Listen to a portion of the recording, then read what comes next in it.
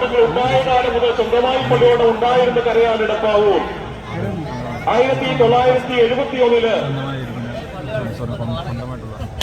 ഇന്നത്തെ നിലയിലുള്ള ആദ്യ മത്സര വള്ളംകളിയിൽ തന്നെ ബീബാക്കിൽ ഒന്നാം സ്ഥാനത്തെത്തിയ പള്ളിയോടമാണ് ഇടപ്പാവൂർ പള്ളിയോടം. 1971 പുറമെ 1985 2009 2022 മന്നം ട്രോഫി കരസ്ഥമാക്കിയിട്ടുള്ള പള്ളിയോടമാണ് ഇടപ്പാവൂർ പള്ളിയോടം. ആറന്മുള ഉദ്ഘാടന ജലമേളകളിൽ 2007 2010 2011 2012 2017 2021 രണ്ടാം സ്ഥാനവും നിരവധി മൂന്നാം സമ്മാനങ്ങളും നേടിയിട്ടുള്ള പള്ളിയോടമാണ് ഇടപ്പാവൂർ പള്ളിയോടം.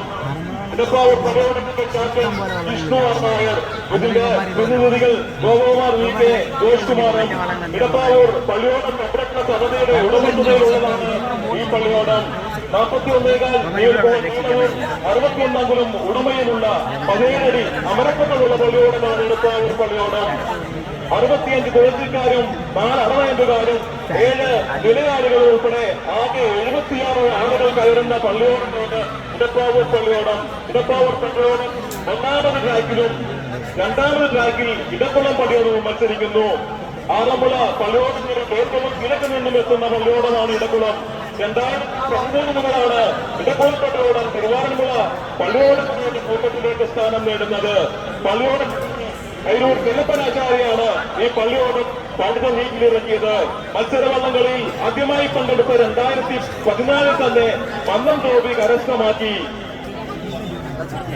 2023 വീണ്ടും ആറന്മുള ഉദ്ഘാടന ജലമേളയിൽ ഇടക്കുളം പള്ളിയോടം മന്നം ട്രോഫി കരസ്ഥമാക്കിയിട്ടുണ്ട്. 2022 ഏറ്റവും മികച്ച രീതിയിൽ വഞ്ചിപ്പാട്ട് പാടിച്ചുകൊണ്ട് ട്രോഫിയും ഇടക്കുളം പള്ളിയോടം നേടിയിട്ടുണ്ട്.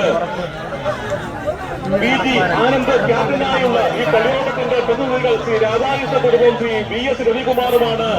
655 നമ്പർ NSS കരയോഗം, 2347 നമ്പർ NSS കരയോഗം എന്നീ കരയോഗ ഉടമസ്ഥതയിലുള്ളതാണ് ഈ പള്ളിയോടം. ഇത് 2 പള്ളിയോടങ്ങൾ കടന്നു വരികയാണ്. അതിൽ ഒരു പള്ളിയോടം ഏറ്റവും മുമ്പിലാണ്. അത് ഏത് പള്ളിയോടം കൃത്യമായി പ്രതീക്ഷിക്കാൻ സാധിക്കുന്നില്ല. എങ്കിൽ പോലും ഒന്നാമത് ട്രാക്കിലുള്ള പള്ളിയോടമാണ് മുമ്പിൽ വരുന്നത് മനസ്സിലാക്കുവാൻ സാധിക്കുന്നുണ്ട്.